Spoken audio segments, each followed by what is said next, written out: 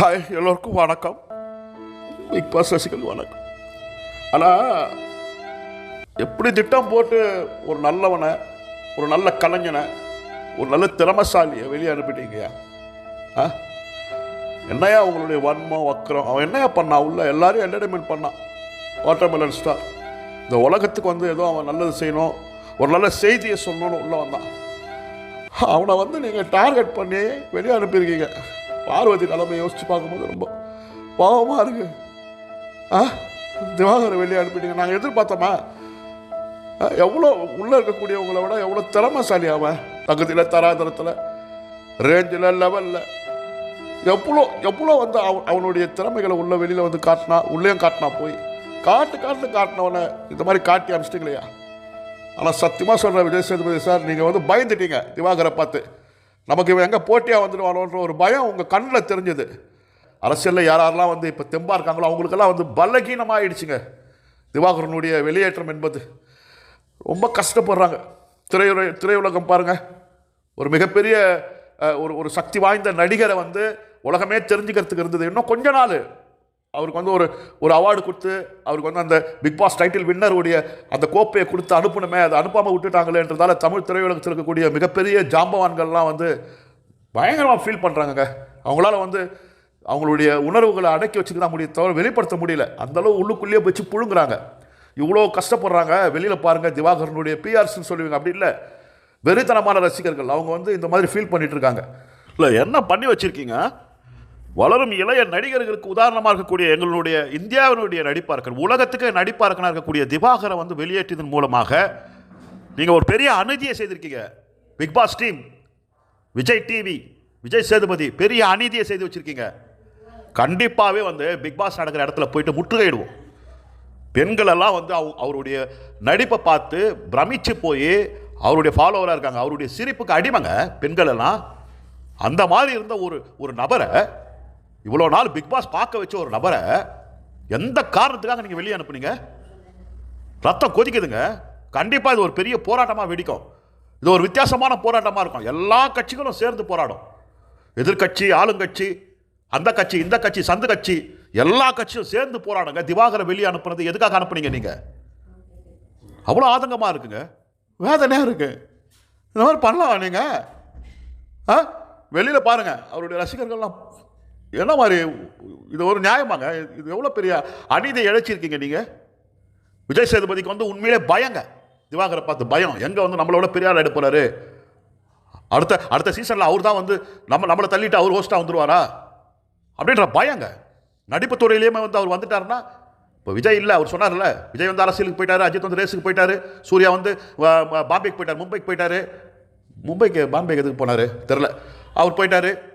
Vijay Sethupathi big பாஸ்க்கு வந்துட்டாரு. இந்த மாதிரி எல்லாரும் அவங்கவுங்க போயிட்டாங்க. அந்த இடத்த யாருங்க நிரப்புறது? காலியாகுதுங்க அந்த இடம். அந்த இடத்துல திவாகரை மட்டும்தாங்க பொருத்தி பார்க்க முடியும். அந்த மாதிரியான ஒரு நபரை நீங்கள் வீட்டை விட்டு வெளியே அனுப்பி ஒரு பெரிய பெரிய பெரிய அநீதியை இழைச்சிருக்கீங்க. அதுக்கு கண்டிப்பாக நீங்கள் பதில் சொல்லியே ஆகணும். இப்படிலாம் வெளியில் திவாகரனுடைய அல்ல கைங்க, காசு வாங்கின வேலை செய்கிற நாய்ங்க இந்த மாதிரி பண்ணுகிறாங்க. டேய், அவனுங்க விஜய் டிவி திவாகரை செலக்ட் பண்ணதே தப்புடா. அவனுக்கு ஏதோ சரி இவனுக்கு இருக்கக்கூடிய நெகட்டிவ் ஃபேமிலியாவது ஒரு டிஆர்பியில் ஓட்டிடலாம் அப்படின்னு பார்த்தானுங்க. அப்படியே ஓட்டினானுங்க. ஆனால் இவன் உள்ளே செய்கிற வேலை வெளியில் வேறு பிரச்சனைகளை ஏற்படுத்தி, பிக் பாஸ் மட்டும் இல்லை, விஜய் டிவியே பேன் பண்ணுறாலும் இவன் பண்ணின்னு இருக்கிற வேலை வெளியில் வேறு மாதிரியான விளைவுகளை ஏற்படுத்துது. சாதி, ஏற்றத்தாழ்வுகள், நுணுக்கமான பல விஷயங்கள், கையிலே எடுக்கிறதுக்கு பயப்படுற பல விஷயங்கள், பெரிய பெரிய அரசியல் கட்சி தலைவர்கள்லாம் பேசுவதற்கு தயங்கக்கூடிய பல விஷயங்களை உள்ள அனாவசியமாக பேசின்னு இருக்கான். இதனால் பெருசாக மாட்டி போனதுக்காகத்தான் வேறு வழியே இல்லாமல் திவாகரை இந்த வாரம் தூக்குனாங்க. இதுதான் காரணம். ஓகேங்களா? இங்கே வெளியில் இந்த திவாகருக்கு முட்டு கொடுத்துக்கின்னு, ஐயோ அவரை வெளியே அனுப்பிட்டாங்களே, சதி பண்ணிட்டாங்களே, அப்படி இப்படின்னு அழுதுனுக்குறானுங்க. டேய், பார்வதி பார்த்தீங்களா, திவாகர் எவிக்ஷன் அது கொடுத்த ரியாக்ஷன் பார்த்தீங்களா? ஐயோ அப்படியா அப்படின்ற மாதிரி ஆச்சரியம். அப்படி பண்ணிவிட்டு கண்ணிலேயே தண்ணி வராமல், சொட்டு தண்ணி கூட இறங்காமல் என்ன ஆக்டிங்கை போடுறா. டே, உள்ள என்னடா ஆளாளுக்கு இப்படி ஆக்ட் பண்ணுறாங்க. திவாகர் எவிக்டன் உடனே பார்வதி கொடுத்த ரியாக்ஷன் இருக்குது பார்த்தீங்களா? யாராவது அது பண்ண முடியுமா? கூடவே இருந்த திவாகர் எவிக்ட் ஆகிறாருன்னா எப்படி உங்கள் முகத்தில் அதிர்ச்சி கொடுக்கணும்? கானா வினோத்து திவாகர் இவங்களுக்குள்ள இருக்கிற பிரச்சனை தெரியும். ஆனால் கானா வினோத்தை புரியல, திவாகர் தான் வெளியே போறாரான்ற மாதிரி அவர் பிடிக்கிறாரு. அதுதான் ரியலாக இருக்கு. ஆனால் நீ இவ்வளோ நாள் கூட திவாகர் கூட பழகிட்டு திவாகர் வெளியே போறான் அப்படின்னு வந்து கார்டு எடுத்து காட்டும் போது நீ கொடுத்த ரியாக்ஷன் இருந்து பற்றி அப்போ நீ எதிர்பார்த்துருக்க. அதுக்கப்புறமா வந்து சமாளிச்சுக்கின்னு கண்ணில் ஒரு சொட்டு கண்ணீர் வராம நீ கொடுத்தா பாரியா ஒரு ஆக்டிங்கு. நான் எப்படின்னு இருப்பேன். ஸோ இந்த மாதிரி ஒரு நடிப்பை போட்டு திவாகர் போகிறது அந்த நமக்கு ரொம்ப வருத்தமாக இருக்குண்ணே. நீங்கள் எல்லாத்துக்கும் கூட இருந்தீங்கன்னா கூடயே போ, அவங்க கூட நீங்கள் போயம்மா, உன்னை யார் வேணான்றா, யார் தடுக்கிறா? அப்படி ஒரு ஆக்டிங். திவாகரை கட்டி பிடிச்சிக்கின்னு அப்பா பார்வதியை வந்து வெளியில் சப்போர்ட் பண்ணுறவங்களுக்கு சொல்கிறோம், டேய் உங்களுக்கு இந்த மாதிரியான ஒரு கேரக்டர் உள்ளவங்க உங்கள் வீட்லேயோ இல்லை உங்கள் வாழ்க்கையிலோ இருந்தால் நீங்கள் ஏற்றுப்பீங்களாடா? வெளியே ஃபயர் விட்டுன்னு இருக்கிறீங்க.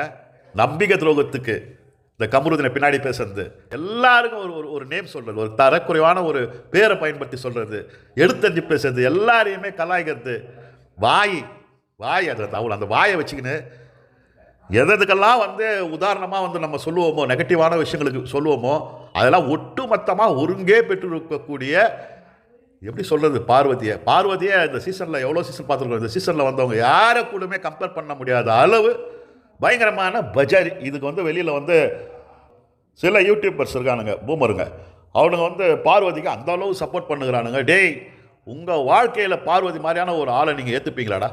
எந்த உறவாவது? அப்புறம் என்ன மனசாட்சியே இல்லாமல் நீங்கள் வெளில வந்து பேசுனீங்க பார்வதிக்கு விட்டு கொடுத்து? திவாகருக்காவது உண்மையாக இருந்ததாடா?